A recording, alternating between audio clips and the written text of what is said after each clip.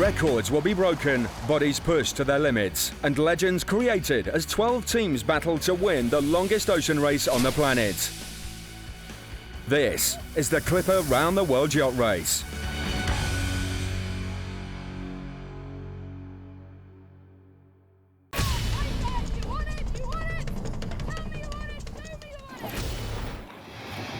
This race is set to be a testing one for all the crews. The biggest challenge is the amount of wind that we could have and finding the right balance of how hard to push the boat.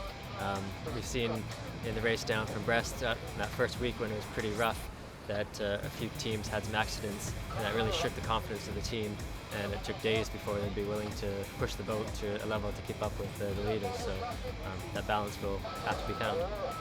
The weather's going to be cooler, it's going to be colder, there's going to be more systems coming through, giving us more spells of bad weather, and tougher kind of conditions to do head sail changes in, and to be more responsive to changes and increases in wind and weather. So I'm sure we'll get a few kind of nasty frontal systems giving us a bit of cause to use our smallest sails. The weather is doing a few funny things at the moment. Probably have to go south a little bit further than we anticipated. So just making the right call there. How far south do we go before we turn left? Sometimes it's worth sailing extra miles to get favourable wind. If you try and sail directly between Rio and Cape Town, you won't do very well because you will pass through the South Atlantic highs. This is it now, the real deal. After a ceremonial parade along Rio's famous Copacabana beach, it's down to the serious matter of a clean getaway, with the start line set offshore in front of Sugarloaf Mountain. On board in West Africa, there's pressure on skipper Rich Gould and the team to bring the yacht home first into their home port in South Africa.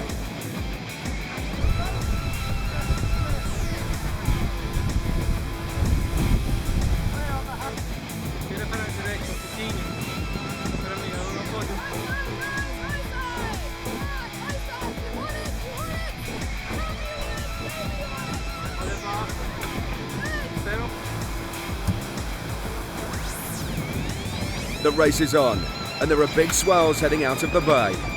Off the line, it's a tightly bunched pack, with some yachts just meters apart. It's an exhilarating start for all the teams as they battle for an early advantage.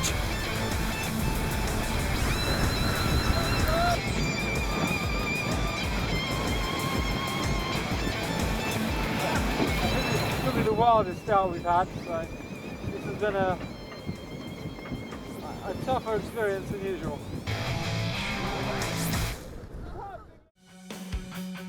On the way to the Cape, there are valuable extra points at stake.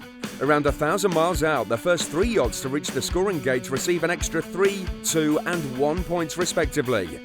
And there's an ocean sprint where the fastest yacht between the 2 lines of longitude scores 2 extra points. 3 days out of Rio and well into the South Atlantic, the fleet has spread out, each mapping their own route based on continual weather updates as the wind stays fresh and the swells test the newcomers to the crew. Everyone gradually becoming accustomed to the watch patterns on board. On Invest Africa, skipper Rich Gould has a bold strategy in mind to win this crucial race to Africa. Yes! Africa! We've made quite a bold move in the fact that we're currently the most southerly and the most westerly boat. But we're looking long game, hopefully. So what this means to us at the moment is we're sitting in 12th, but hopefully it'll be putting us in a better position further down the line with the weather systems as we try and get below the South Atlantic high. Last 24 hours has been absolutely cracking. We've had the spinnaker up heavyweight, been flying along, banging out some fantastic speeds. And we've just dropped it now to return to white sails, and we're seeing like 35 plus knots true wind, and the guys did a cracking job getting the kite down. In fact, Invest Africa sailed a remarkable 273 miles in 24 hours, as all of the fleet reached across the South Atlantic at full speed, recording the fastest daily average speeds ever in a clipper race. But there were some big decisions ahead. Here we are again, finding ourselves in another go big or go home moment.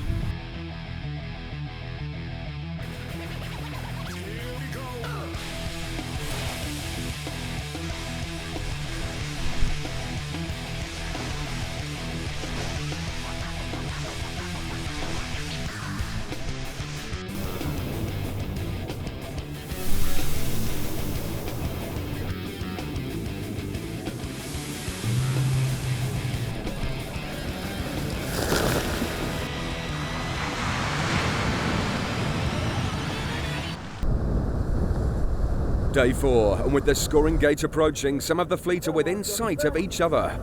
On board Switzerland, skipper Vicky Ellis, the only female skipper in the fleet, has her own plan to try to win the race. She's heading south towards the infamous Roaring Forties, the 40th parallel, teaching the crew along the way. Out of Rio, the tactics play out across the South Atlantic. Jamaica Get Alright have gone furthest north, and in West Africa's gamble to go way south is a big one. Only time will tell who is right. Our position, we're still sitting in 12th, okay, but don't let that knock morale. We are the furthest, the most southern boat by quite a way now. So we're taken quite a big tactical decision in how far south to go initially on the start of this leg, which is seen as down the back of the leaderboard, but it looks like it's beginning to pay off now. It's going to mean that we get hooked into the bottom of the South Atlantic High, and those down in the Roaring Forties, hopefully as one of the first boats there, and then once we get on that conveyor belt, we'll just put as much sail up as we can and hold on tight and enjoy the ride to Cape Town. So the next few days will prove crucial in that. With the race tactics now playing out, it's clear that the majority of the fleet have ignored the scoring gate and headed south for big wins and speed. But Jamaica Get Alright just pips Qingdao for an extra 3 bonus points.